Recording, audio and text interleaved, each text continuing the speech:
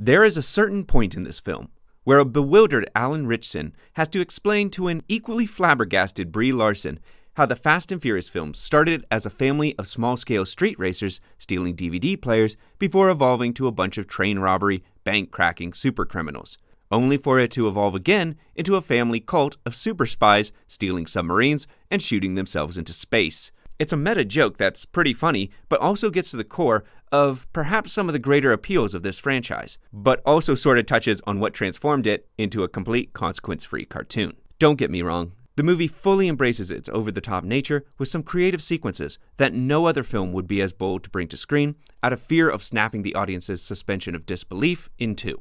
The Fast and Furious franchise, though, has long since left such concerns behind. The movie follows Dominic Toretto as another retconned relative of a dead villain decides to come after his family for revenge. Armed with state-of-the-art stolen weaponry, Jason Momoa's Dante is hell-bent on torturing Dom and making him pay for the death of his father in Fast 5. This means that the movie starts off with an abridged summary of the entire third act of the fifth film.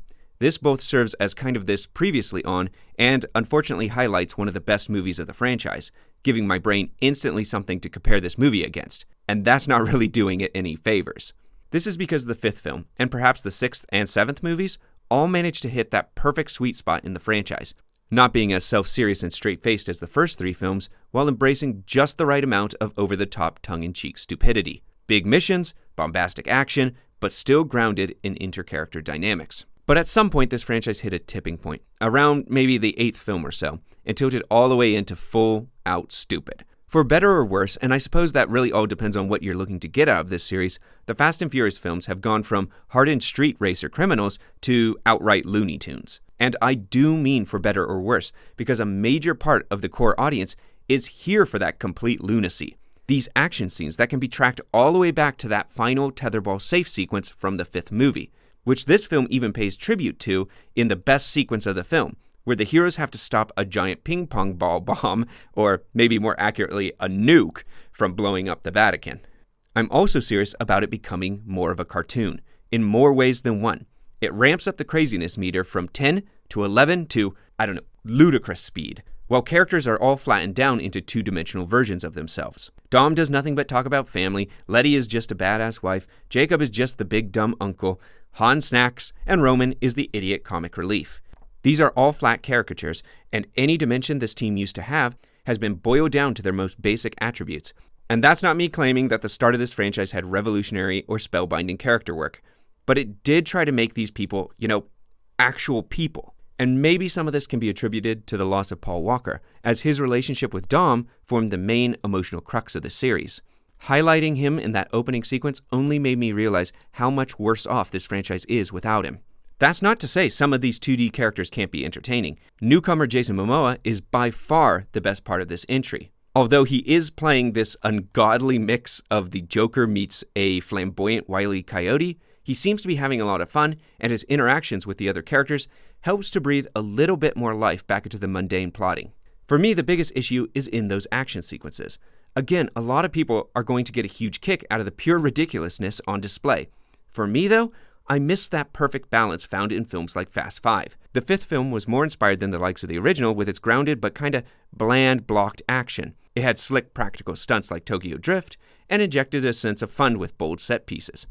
The current crop of Fast films have fallen into the same CGI sludge that we are seeing in nearly all our blockbusters today, where nothing looks real and it's easy to pick out when the cars get swapped with computer-generated ones, even for scenes as simple as a car just driving down some stairs. At some point, Hollywood stopped caring about making things look real and settled for real enough.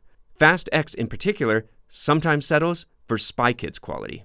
I guess the reason why films 5 through 7 work for me is because they laughed in the face of the laws of physics, but didn't show, outright contempt for them like 8 through 10 have. In order for suspension of disbelief to work, the audience needs rules that it can understand. Otherwise, everything just becomes a farce, with cars flying through the air like darts, driving on sheer cliff walls, or able to wield helicopters like chain maces. Vehicles are basically completely indestructible and can pancake larger cars until the writers just sort of decide they can't. And any character can be resurrected even if we saw them blow up in a ball of flames right before our very eyes. No rules means no tension. Yes, the action is entertainingly crazy, but what does that matter when I know that the elephant hide thick plot armor will keep everybody safe and sound? And I'm not getting into specific spoilers, but near the end it does try to convince the audience that this has all been some sort of huge bloodbath. The problem is that I don't believe you. I'm not convinced that everyone who died won't just be back in the next 10 to 20 minutes of the next movie. And maybe that won't be a problem. No one worries if Roadrunner will make it out of Wile E. Coyote's trap. We know Bugs Bunny or Daffy Duck will shake off a shotgun to the face like a bad hangover. We are here for the ride and to see what the mustache-twirling villain will try next, or how our heroes will do something ridiculous to get out of it. I may be willing to forgive the lack of rules in this universe and tension if the scenes or the meat around it were any good. Unfortunately, when the action stops, there really isn't much to Fast X. It would be hard to even consider this a full movie, as it ends on a cliffhanger that, while admittedly it does make me want to know what happens next, but at a trade-off of making this whole ordeal feel very unsatisfying as a single sit-down watch. What we have here in terms of plotting is fairly thin, with Momoa's character chasing Vin Diesel around in circles as the Three Stooges B-team is stuck in a pointless side quest complete with hit-or-miss gags. Even Jason Statham's character stops in for a very short scene to basically turn around and just walk out, telling them to call him when something actually important happens. Some action scenes are inserted in between characters that start for no reason and end to no resolution or anything of significance. All of this is capped off by a twist that the movie is way too proud of, one that was poorly set up and carries absolutely zero narrative or emotional weight, as barely anything has changed because of it. In the end, Fast X is a cartoon now, and for those who just want to see how wacky things can get, they won't really care much and have a good time. For them, the more cartoonish, the better.